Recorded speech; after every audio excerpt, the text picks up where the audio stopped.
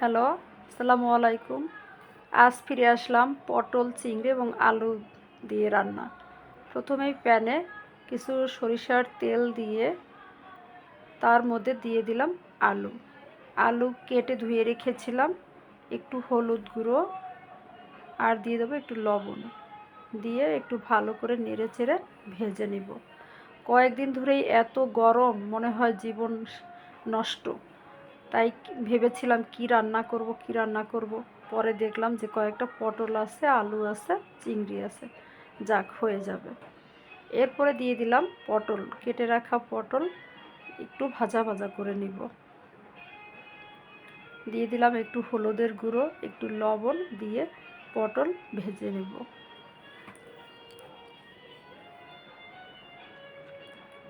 গরমের সময় সবজিটা খাওয়া, ঠান্ডা জাতীয় সবজিটা খাওয়া শরীরের জন্য খুবই ভালো লাগে। দিয়ে দিলাম কড়াইতে আর একটু তেল, তেজপাতা, শুকনো লঙ্কা এবং কয়েকটি ফোড়নের জন্য জিরা। এরপরে দিয়ে দিলাম কিছু পেঁয়াজ কুচি, দিয়ে একটু নেড়ে চেড়ে ভেজে নেব। তারপরে দিয়ে দিলাম 1 টেবিল চামচ আদা বাটা, 1 টেবিল চামচ রসুন বাটা এবং কয়েকটি কাঁচামরিচ ফালি, হলুদ গুঁড়ো, তারপরে একটু ধনের গুঁড়ো, জল দিয়ে নেড়ে চেড়ে মশলাটা কষিয়ে নেব। একটু মরিচের গুঁড়ো দিয়ে মশলাটা ভালো করে কষিয়ে নিলাম।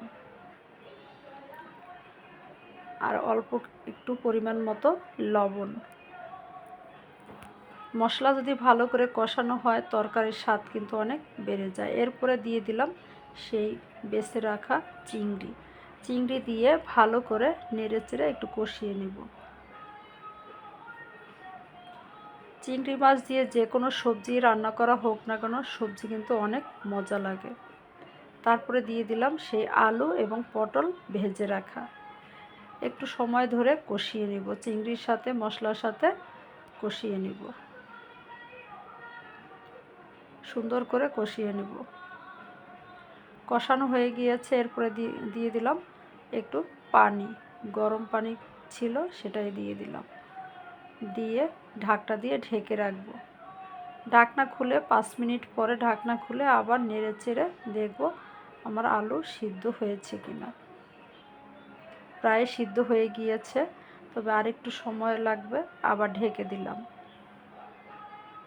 ঢাকনা খুলে আবারও নেড়ে চেড়ে সবজিটা রান্না করে নিব আরও একটু সময় ধরে। আবার ঢেকে দিলাম।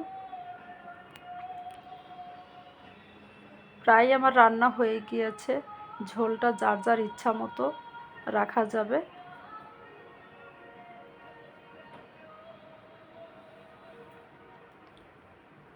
এবার পরিবেশনের পালা। একটু দিয়ে দিলাম জিরার গুঁড়ো। রান্না শেষ, সবজি রান্না হয়ে গিয়েছে।